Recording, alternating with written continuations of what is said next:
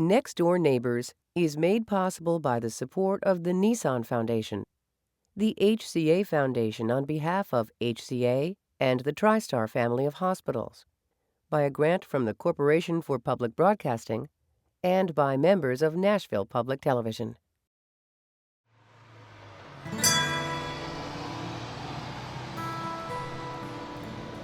I love America. I was like, oh, maybe one day I'm gonna be there. And that was my dream of life, actually.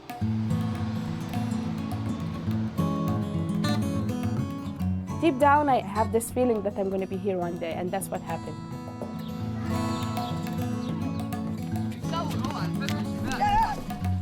For much of the world, America symbolizes opportunity. We have the American dream. When we come here, we can just dig in the ground, find gold. But the American dream is sometimes at odds with reality.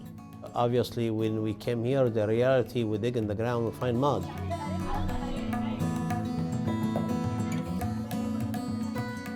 It was very harsh the first 5-6 years for anyone comes here. He's shocked. Where's the American dream? I thought they're gonna come here seeing money growing the trees, but the reality is we have to earn it. Still, the image of America is unshakably one of hope, that hard work will earn prosperity for future generations.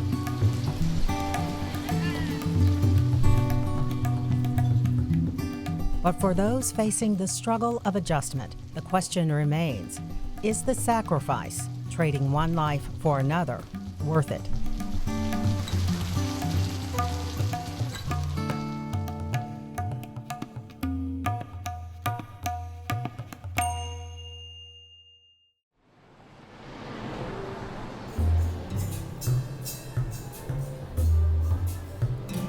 Today, an estimated 12,000 Egyptians call Nashville home.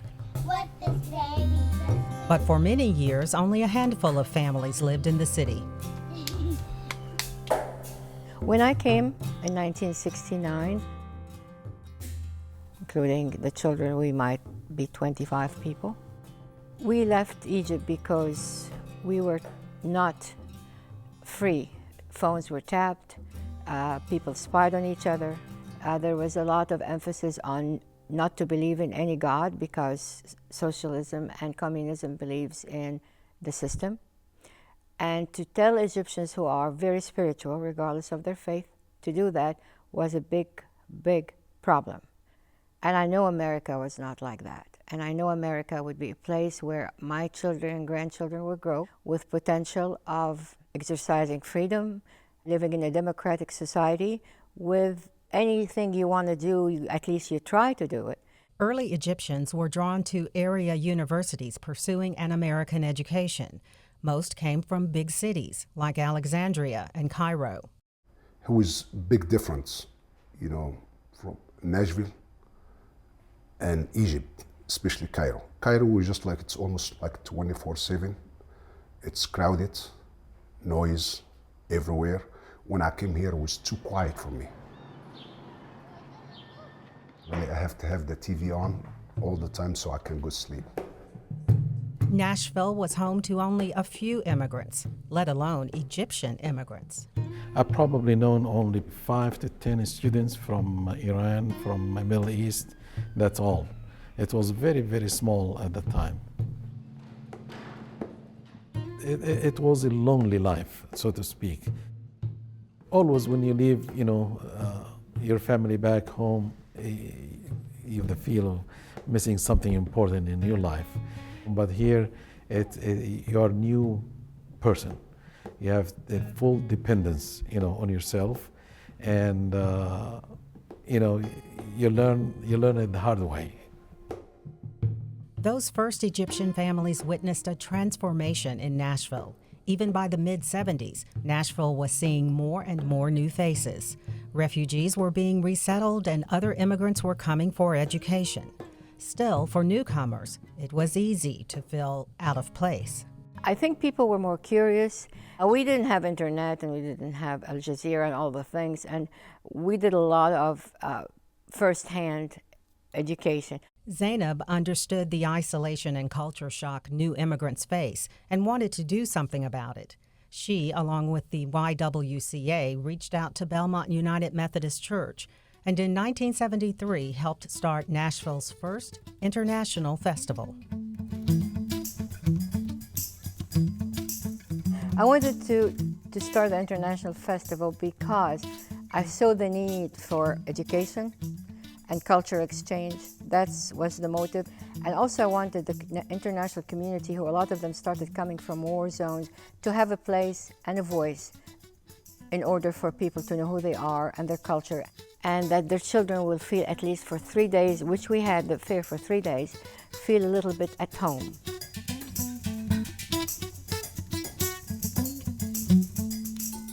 We were about 14 to 16 countries: Thailand, Egypt, Lebanon, Germany, Morocco. So every year we would see an increase of people. While refugee resettlement to Nashville was growing each year, the Egyptian community remained small. The House will be in order. And it might have stayed that way. But in 1990, Congress opened a new pathway for legal immigration to the U.S. The Diversity Immigrant Visa Program, also known as the DV Lottery, offers roughly 50,000 permanent visas to immigrants each year and targets countries that traditionally offer few immigrants to the U.S. Eligible applicants are selected randomly. The lives of those who win a spot are changed forever. Mr. Speaker, The lottery system was something new. The only thing I knew about it then was both of my uncles and my aunt had been accepted to it in the previous years and have moved to here, to the United States. Word of the DV lottery spread quickly. Leaving Egypt was a dream for everybody. It's hard to get jobs in Egypt. You graduate, you can have your master, and you still don't have a job. And even if you get a job, it's very low income. It's a big deal to come for in another country and leave family and leave your house and leave all your life and come in a stranger's place. But America is a country of freedom. No difference between color, between Muslims, Christians, anybody. Here is a freedom. A lot of people in Egypt hope to come here. I was a teenager, 17, just graduated high school, and just want to come to America, just like anybody else, the land of opportunities. Kirilis wasn't old enough to apply for the Diversity Visa Lottery on his own, but that didn't stop him from applying for his family. My whole idea was, I'll just fill out the application, nothing's gonna happen. We probably won't get accepted anyway, It's not gonna hurt anything. A few months later, Kirilis and his family received the letter. I remember I was just getting home from college, and as soon as I got home, my aunt just told me that, we got a spot in the lottery. Yes, so I was in Cairo then. So I went ahead and picked up the phone and I called my parents and I was like, did we really get it? Did this happen? When we got the spot in the lottery, during the preparation of all the documents, I didn't really give it a thought that the whole family is moving or we're leaving everything and moving to a totally new place. It didn't really hit me that, I'm leaving until maybe a month or two before we actually make the move. It was a very big decision because you leave all the life. The number of diversity visas offered each year is about the same as the number of visas offered for refugee resettlement. But the experiences of refugees vary greatly from those of lottery recipients. Refugees arrive from a state of crisis with few resources and in some cases little formal education. They're offered basic support from the federal government as they build new lives, including housing, orientation and job placement, and benefits like health insurance for the first few months after refugees arrive. Diversity visa recipients are on their own. Well, 90% of the Egyptians here in Nashville came through the visa lottery process. Once you're here in the United States, then it's really your economic background, your education, your family structure.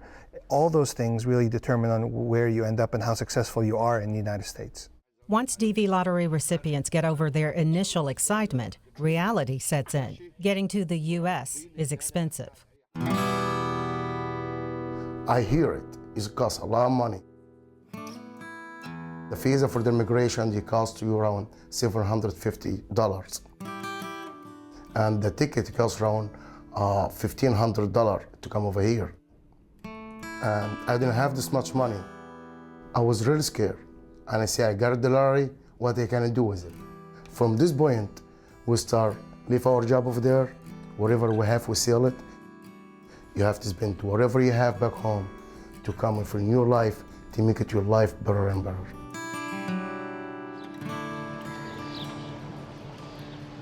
The DV lottery brought a few thousand Egyptians to the United States each year.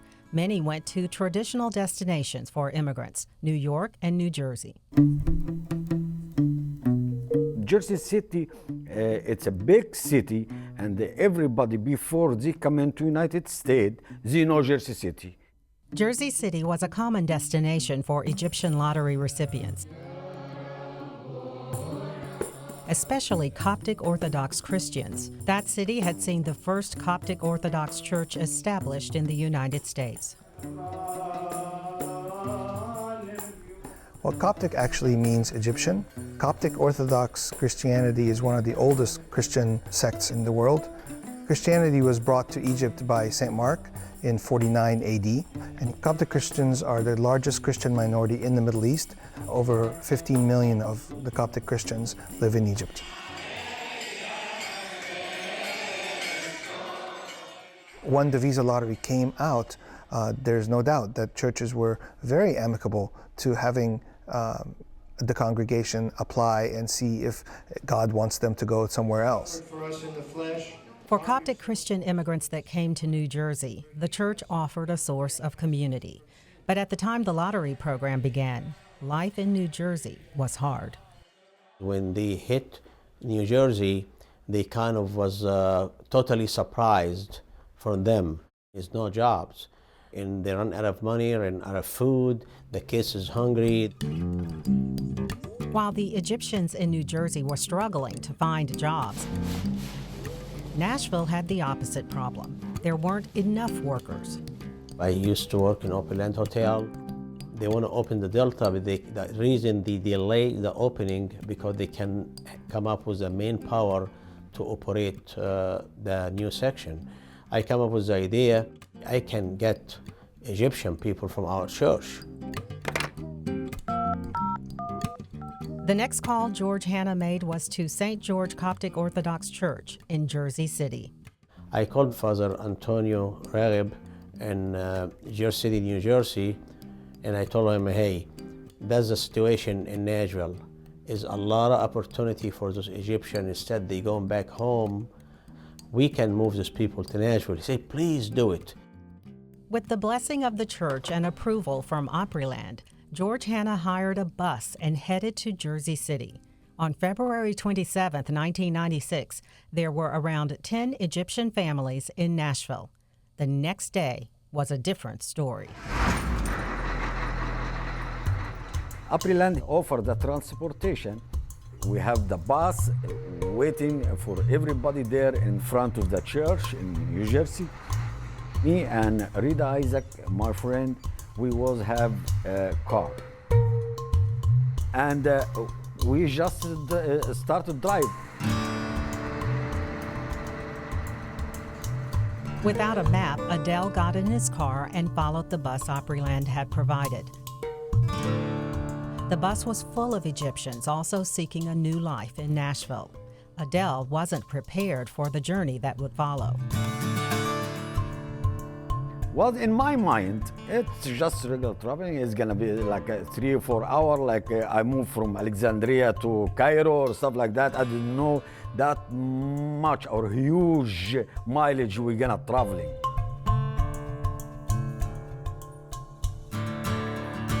When we got Nashville, you know, we was very, very tired. We don't think about anything. We just want to think about how we gonna sleep. When we arrive in Nashville, we have the housing ready for us. After that, we start our life, you know. More buses arrived from New Jersey, then Philadelphia. Within a year, the Egyptian community had grown tenfold. By 1998, there were around 300 Egyptian families, nearly all working in Opryland, all based on the success of that first group on the bus from Jersey City. When they moved to Nashville, Opryland Hotel, they picked up all the gaps. They give us more than what we asked for. And we need transportation from the hotel, the housing to the work. He said, no problem, we'll give him transportation. They need to get a driver license. Okay, we do driving classes. They're English, they are kind of, I said, okay, we do English classes. They give us everything we ask for with no return more than just work. Work, take care of our guests, it will take care of you.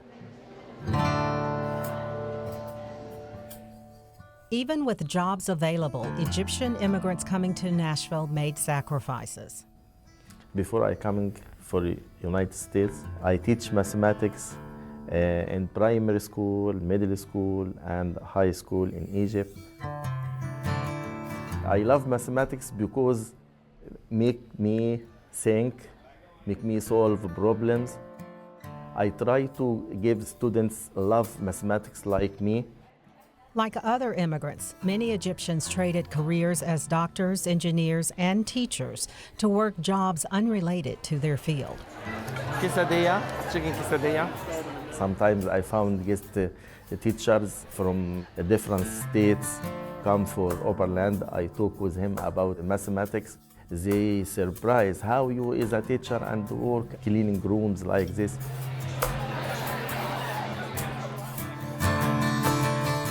A big problem for me because I can't enter any college to complete my certificate, and I try to work in schools, but I can't. When I come here, I understand it is difficult to work in my career. Everybody in my family is responsible from me.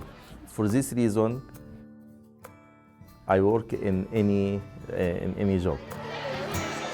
Enjoy, it's hot. Take care. Murfreesboro Pike had become an epicenter for the community, anchored around Millwood Apartments with two Egyptian markets forming a physical gateway.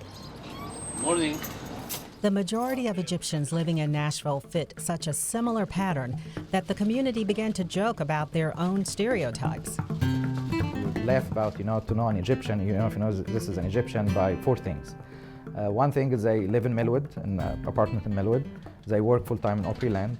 They have a Bank of America account, and they own a Toyota Camry. And if those four things, in a person, that means he's an Egyptian. Another characteristic made Nashville's growing Egyptian community unique: their faith. After the foundation that George Hanna put together, going to New Jersey and bringing 2 or 3 busloads of people to start the community here. And it's very interesting because 95% of the community here that we have is Coptic Orthodox Christian, which is really a mirror image of what we have in Egypt. In Egypt, we have 90% that are Muslim. Here, we have 90% that are Christian. And so it's a really unique situation that we have in Nashville. Now, of course, in Nashville, we do have several Muslim members of the community. There's even a couple of Jewish members of the community. There's definitely some Protestant Christians that are here, and they have a couple of churches here as well. But the majority of the people in Nashville that are Egyptian are Coptic Orthodox Egyptian. By 2004, the economic prosperity that earlier Egyptians enjoyed was coming to an end. Still, new arrivals were finding their way to Nashville and Millwood Apartments almost every day. After you came here, you have a big challenge. The country you never visit before, you have different culture, different language. It's a very, very, very different challenge to gonna have. These new arrivals were coming from more rural parts of Egypt, with perhaps a high school education and no knowledge of English. The most important thing that you need to know here is English. And if you don't have this, you're gonna be lost.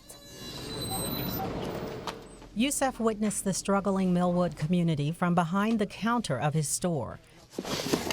In the beginning, L&E Market provided Egyptians cultural comforts, recognizable foods and products. But the needs of the community pushed him to expand his services. Initially, when we start, we used to have the church schedule over here. So if you want to know what date is the meeting or the mass or something like this, you have to contact us, or you just come over and take a look at the window, you will see it. Morning. People used to come to purchase an item. In the meantime, he showed me a letter coming to him from a speeding ticket, from doctor report, from schools, and I have to read it and explain it to him. Sometimes we have to help them. For example, in the beginning of the school years, the school send the parent many applications. We help them with this, and year by year it's growing. By 2008, entry-level jobs were harder to come by, and employers were offering fewer hours to work. As newcomers continued to arrive through the Diversity Visa Lottery, their lack of preparation became more of a problem. Fewer job opportunities meant greater cultural isolation, and that led to conflict. Think about it. You travel from a country to a place you have no idea what it is.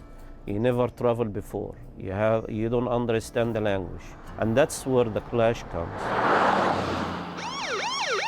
For example, and for somehow the police want to stop him. First thing they think about it is get out from the car, ask the officer what's going on. Sit down in your car. That is being misdemeanor. That's arresting.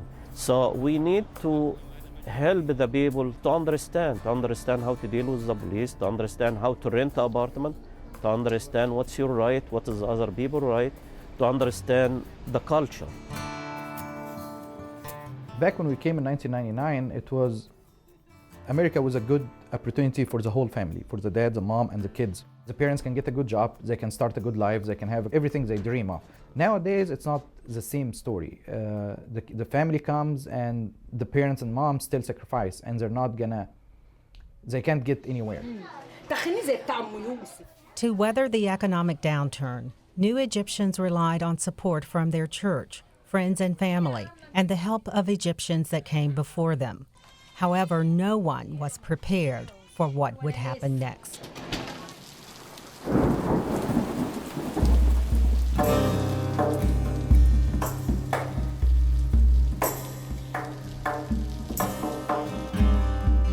And we keep looking the ground, we see the water start going higher and higher and higher. And we keep saying, what's happening? Probably because it's a lot of rain is coming. We never see it before. We got scared. Crews will search the fast currents again of Mill Creek on Monday, hoping to find those two. Millwood Apartments, situated on the edge of Mill Creek, was hard hit by the historic flooding of May 2010. I was very scared for my kids. There was actually a lot of people were sleeping. So I had to call, I have to go and knock at some doors. You have to leave, you have to go. All the water is like 5 feet high inside the apartment. Whatever belonged to him here, he got his apartment, nice furniture, nice car, nice clothes, nice living. And 1, 2, 3 come the flood, he take everything away from them. For the Egyptians working at Opryland, the flood took even more. I lost my job, I lost my apartment here, I lost my furniture, I lost everything here after the flood. While the floodwaters delivered swift physical devastation, the resulting flood of support had more lasting effects. Before nobody came or asked about us right here. After they find out Millwood was in flooding, we have a lot of people coming to help us from everywhere. We never see them before. It was hard for to see this water and to leave your house, but it was the support that we had from Egyptian and American people that was the wonderful part. The mayor of Nashville came to Millwood to see the Egyptian community after the flood, which is incredible. I mean, that really put a whole new spotlight and gave people a lot of pride to be Nashvillians. It was nice to see that the city, the people, the churches, the community, the Red Cross, all of them gave a helping hand to the Egyptian community during the flood and after the flood. The effects of that support are still present. New management oversaw the reconstruction of Millwood and hired Mike to better serve the Egyptian community. They also began offering English classes.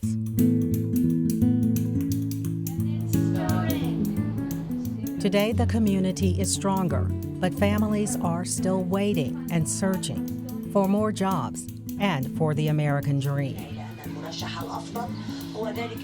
Revolution in Egypt is a reminder that going backward is not an option. Families, regardless of where they are from, will continue seeking a better future.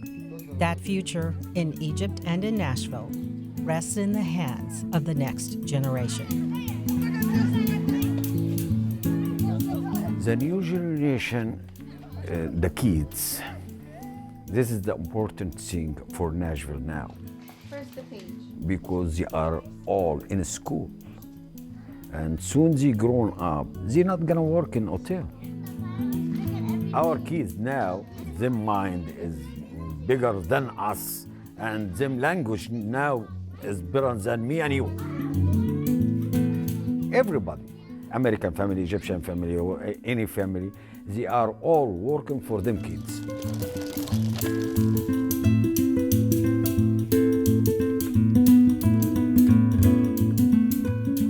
I think looking back, this period in our community here in Nashville is probably one of growth, one of building new churches, one of having more of our kids go to college. For the new folks that are coming in, they can actually see someone who has been successful in the United States. They have seen the American dream come through, and therefore the whole community is brought up to a whole different level. We are giving very good attention to the kids, but my hope is to give more attention to the older crowd. We don't want the parents to only just keep making sacrifices. We want to make the American dream worthwhile for them. We want, at the end of their life, they look back and say, we made the right decision by coming to America. We made the right decision not only for our kids, but we made the right decision for us too.